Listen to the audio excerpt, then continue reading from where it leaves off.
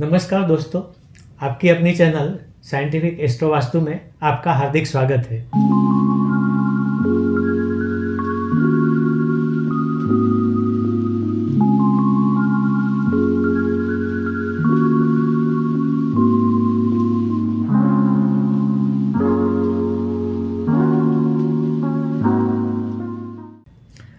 आज हमारे यहाँ मिस चैताली जी पधारी हैं और हमारी चैनल को एडमायर करती हैं। हम वीडियो शूटिंग करने वाले ही थे, उसके पहले ही ये आ गई और इन्होंने कहा कि आज कुछ मुझे भी प्रश्न पूछने हैं, तो इसके बारे में आप जवाब ज़रूर दीजिएगा। तो मैंने भी सोचा चलो ठीक है, लेकिन इनको पूछा विषय क्या है, तो इन्होंने बोला अब जो लोकसभा के चुनाव आने वाले हैं इसके बारे में मुझे कुछ पूछना है। तो ठीक है, आज हम मिस चैताली जी के सवालों का जवाब देंगे और आशा करता हूँ आपको भी पसंद आएगा, इसमें से कुछ न कुछ मिलेगा। और अगर आपको कुछ पूछना है तो वीडियो सेक्शन में जाके आप भी मुझे कुछ पूछ सकेंगे और इसका जवाब भी देने की कोशिश हम ज़रूर करेंगे। तो चैताली जी पूछिए, क्या पूछना चाहती हैं? योगेश जी, भारत में लोकसभा के चुनाव होने वाले हैं। हाँ जी। बीजेपी का कहना है इस बार 400 के पार। हाँ और विपक्ष का कहना है 400 हार जी। तो क्या लगता है इस बार चुनाव में किसको कितनी सीटें मिलेगी? चैताली जी, एक बात मैं आपको पहले बताना चाहता हूँ कि इसके पहले भी कई चुनाव हुए हैं। कई ज्योतिषियों ने प्रिडिक्शन किया है कि इस पार्टी को इतनी सीटें मिलेगी, इस पार्टी को इतनी सीटें मिलेगी, वगैरह वगैरह। लेकिन जहाँ तक मुझे याद है कोई भी इस बारे में सच नहीं हुआ है। अभी ऐसा है कि ये लोग किस तरह से प्रिडिक्शन करते वो तो मुझे नहीं मालूम, क्योंकि इतना प्रिडिक्शन करना सही भी नहीं होगा। एक और उदाहरण देता हूँ, जैसे अब एक प्रतिष्ठित चैनल पर वर्ल्ड कप जब भारत का हुआ था, फाइनल होनी थी, उसमें फोरकास्टिंग किया था बड़े बड़े ज्योतिषियों ने। 11 ज्योतिष थे कि हाँ भारत जीतेगा, फाइट करेगा, और ऐसा कुछ भी नहीं हुआ है। बहुत आराम से मैच हार गए थे। ज्योतिषी गोचर के ग्रहों से प्रावधान करते हैं और उसके अनुमान से प्रिडिक्शन करते हैं। गोचर के ग्रह का प्रभाव तो सभी पर होता है, किसी एक पार्टी पर या किसी एक देश के खिलाड़ी पर या किसी पर नहीं होता है। तो ये थोड़ा मुश्किल ही नहीं, नामुमकिन सा है कि आप बोलो कि इतनी सीटें आएंगी, ये सीटें आएंगी। लेकिन हाँ, ज्योतिष के माध्यम से हम कुछ प्रिडिक्शन करना चाहते हैं तो हम कर सकते हैं। एक छोटा सा वीडियो मैंने पहले भी इसके बारे में रखा था, तो इसके बारे में मैं आपको बताऊंगा। और ध्यान रहे कि प्रिडिक्शन का जो विभाग है वो थोड़ा सा लॉजिकल भी है। एग्जैक्टली बताने की बजाय क्या हो सकता है, कैसे हो सकता है, इसके बारे में हम अवश्य बता सकते हैं। तो सबसे पहले शुरुआत करते हैं कि ये जो साल है 2024, जब इलेक्शन होने वाले हैं, तो ये साल शनि के प्रभाव में है। क्योंकि अगर 2024 का आंकड़ा निकालते हैं तो 2 + 0 + 2 + 4 यानी 8, और 8 शनि का आंकड़ा है, ये सबको मालूम है। तो ओवरऑल प्रभाव शनि का है। अभी जब चुनाव शुरू होने वाले हैं, 19 तारीख को पहले मतदान होगा और उस टाइम पे शनि और मंगल दोनों एक साथ में होंगे, कुंभ राशि में। कई साल के बाद ये योग आया है कि शनि और मंगल कुंभ राशि में युति में है, गोचर में। अब शनि क्रांति का कारक है। जब भी कहीं क्रांति हुई किसी देश में, किसी प्रदेश में, तो इसमें शनि का सबसे ज़्यादा भाग होता है। शनि दलितों का प्रतिनिधि है, पिछड़े वर्गों का प्रतिनिधि है, और शनि न्याय का भी देवता है। अब शनि जब न्याय का देवता है और जब उसका प्रभाव होता है, तो न्याय के बारे में जो कुछ भी करना है उसको ये पावर मिला है। तो 24 के साल में भी शनि को एक पावर मिला है कि वो न्यायोचित कार्य करे, जिसको जिसको न्याय दिलाना है उसको न्याय दिलाए, और जिसको सज़ा दिलानी, यानी कि जिसके कर्म अच्छे नहीं हैं, बुरे कर्म है, तो उसको कुछ ना कुछ सज़ा दिलानी है, उसका बुरा करना है, तो शनि वो भी करेगा। अब उसके साथ में जो मंगल जुड़ा हुआ है, क्योंकि इलेक्शन की शुरुआत तो ये दोनों की युति में हो रही है। मंगल क्या करता है? मंगल शक्ति है, सब जानते हैं, सेनापति है। सेनापति का कार्य क्या है? देश की रक्षा करना, देश का संचालन सुचारू रूप से हो, इसके बारे में तय करना, या तो ऐसे प्रावधान करना ताकि ये आराम से देश आगे तरक्की करे।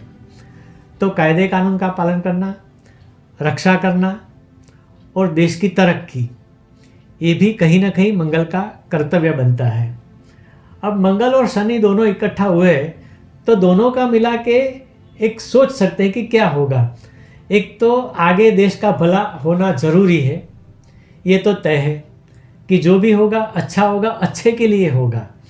तो इस चुनाव के जो भी परिणाम आएंगे वो अच्छे के लिए आएंगे, अच्छा करने के लिए आएंगे, देश की तरक्की के लिए आएंगे, देश बहुत आगे जाए इसके लिए आएंगे, देश में जो कुछ भी गलत सलत है उसको मिटाने के लिए आएंगे और कुछ नया पैदा करने के लिए आएंगे। चाहे हमने सोचा भी नहीं होगा कि आगे ये होने वाला है, वैसा कुछ होने की संभावना बहुत बढ़ गई है। तो इसमें मैं ऐसा कभी नहीं कहूँगा कि इस पार्टी की इतनी सीटें आएंगी या इस पार्टी की इतनी सीटें आएंगी या इस पार्टी की इतनी सीटें आएंगी, क्योंकि क्रांति है, दलित पिछड़े वर्गों का उद्धार भी है, देश की तरक्की भी है, देश का भला भी है, देश का संरक्षण भी है, और बहुत सारी चीज़ें हैं जो देश के लिए अहमियत रखती है। तो इस पार्टी में जो भी कैंडिडेट जीतेंगे उसके लिए सबसे पहले आकलन मेरा ये है कि जिन्होंने सही कार्य किया है देश के लिए, समाज के लिए, पिछड़े वर्गों के लिए, दलित के लिए, उनका चुनाव जीतना 100% है। ऐसे कोई भी व्यक्ति होंगे वो इस बार चुनाव नहीं हारेंगे। शायद इनका नाम बहुत हो या ना हो, बड़ी टोपी हो, बड़े नेता हो, जो कुछ भी हो, इससे इनका कोई लेना देना नहीं है, लेकिन ऐसे ही व्यक्ति चुनाव जीतेंगे जिन्होंने काम अच्छा किया है, लोगों का किया है, सेवा की है, फिर चाहे वो किसी भी पक्ष का हो, चाहे सत्ता पक्ष का हो, चाहे विपक्ष का हो। तो ये तय है कि जो भी लोग आएंगे आएंगे, अच्छे के लिए आएंगे। तो ये बात आपकी समझ में आ गई? हाँ सर। अभी इसका दूसरा पहलू भी हम सोच सकते हैं।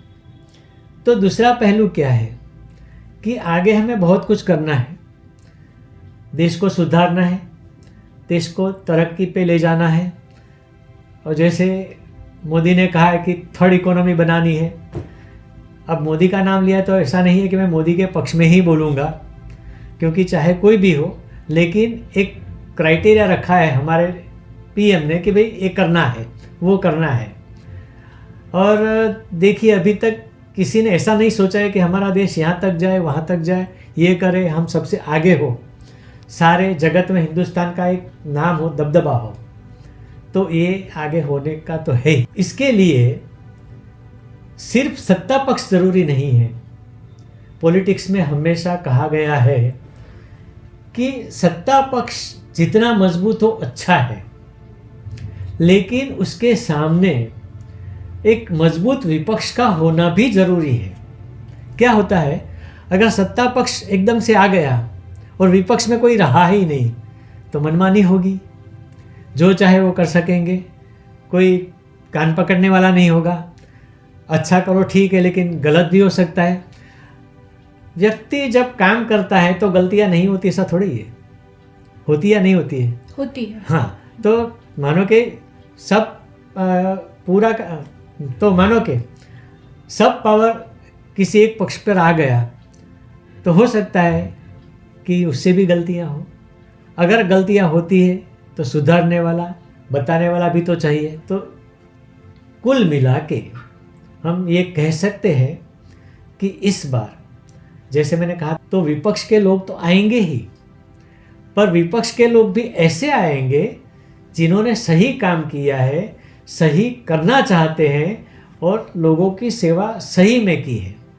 अगर ऐसा विपक्ष आया तो मैं समझता हूँ कि देश की तरक्की करने में आगे कोई बाधा आने की संभावना ही नहीं है।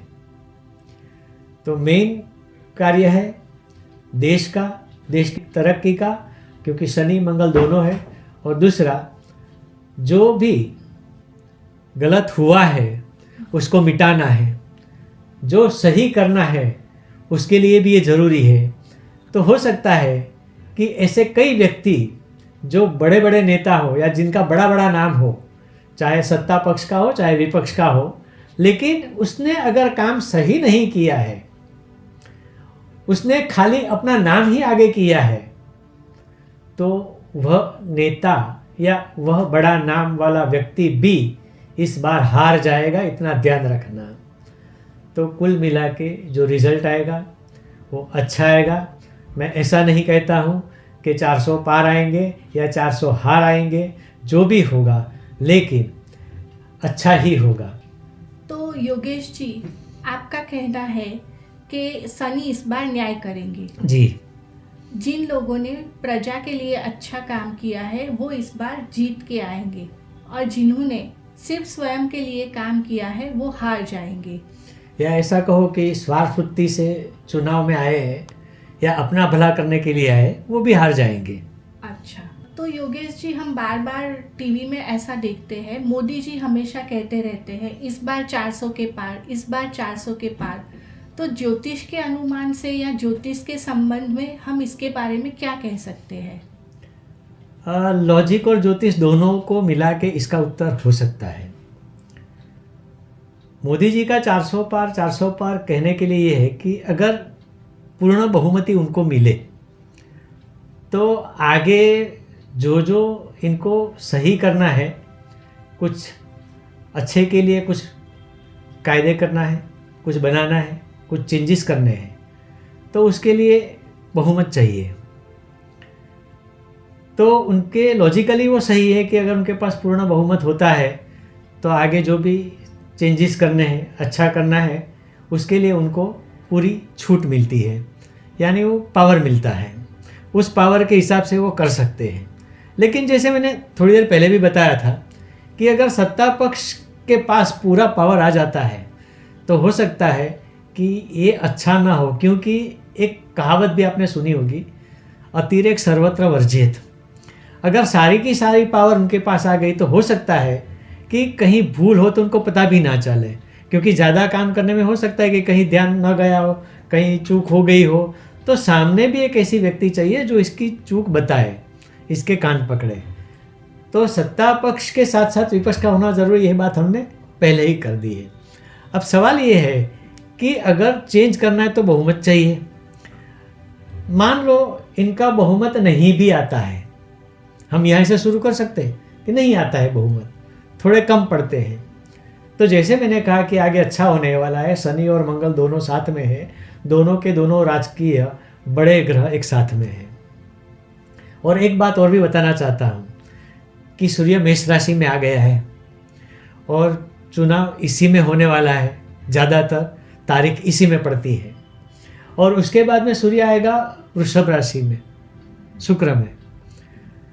सवाल इसका कुल मिला के ये बता सकते हैं कि जो भी चुनाव में जीत के आएंगे, किसकी पार्टी के कितने होंगे वो छोड़ दो, लेकिन जो विपक्ष होगा वो समझदार होगा, इंटेलिजेंट होगा, देश को आगे ले जाने में, तरक्की कराने में उनका योगदान बहुत बड़ा होगा। अगर कोई ऐसा चेंज आता है कि जिससे देश को फ़ायदा होता है, देश की हर चीज़ को फ़ायदा होता है, तो उस टाइम पे जो नया विरोध पक्ष आएगा वो सपोर्ट करेगा सत्ता पक्ष को। तो ये बात ध्यान में रखिए कि अगर फुल मेजॉरिटी हो तो ही मैं कर सकूंगा, ऐसा अगर मोदी का मानना है, ठीक है, वो मानते हैं, अगर माने भी तो कोई बात नहीं है। लेकिन मेरा कहना का मतलब ये है कि अगर ये नहीं भी होता है तो भी विपक्ष भी ऐसा आएगा कि जिसमें बुद्धि होगी, इंटेलिजेंस होगी, समझदारी होगी, देश का भला होगा, माइंड में समझेंगे कि हमें देश को तरक्की के रास्ते पर ले जाना है तो सत्ता पक्ष को सपोर्ट करना है। ये स्वभाव वाले, ये ब्रेन वाले, ये चीज़ें जानने वाले विपक्ष के लोग भी आएंगे और मोदी को इनका सपोर्ट मिलेगा। अगर इनका सपोर्ट मिला तो जैसे इनको करना है, आगे तरक्की करनी है, देश को कहीं ले जाना है, सबसे आगे ले जाना है, हो सकता है, आराम से हो सकता है। जी योगेश जी, बिल्कुल सही बात है।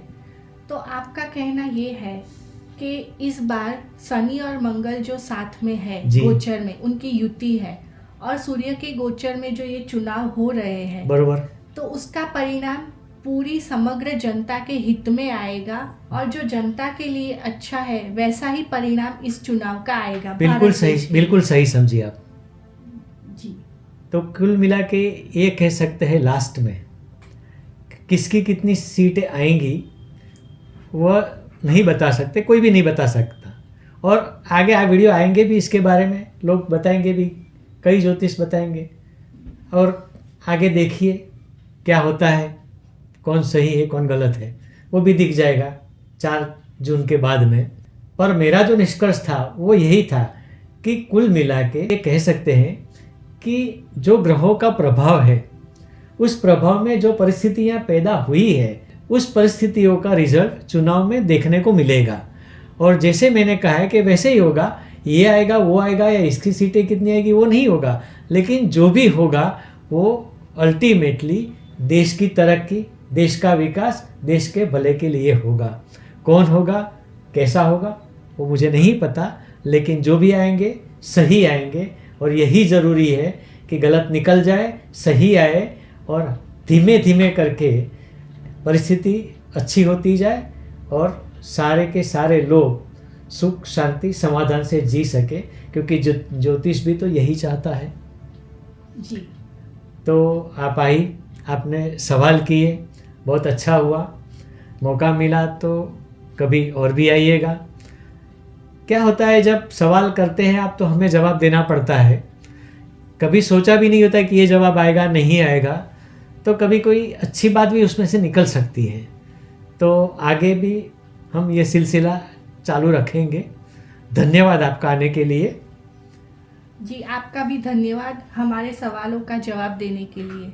और जो वीडियो देख रहे हैं उनके लिए भी मेरा एक कहना है कि अगर हमारे चैनल को आपने सब्सक्राइब नहीं किया है तो पहले सब्सक्राइब करें।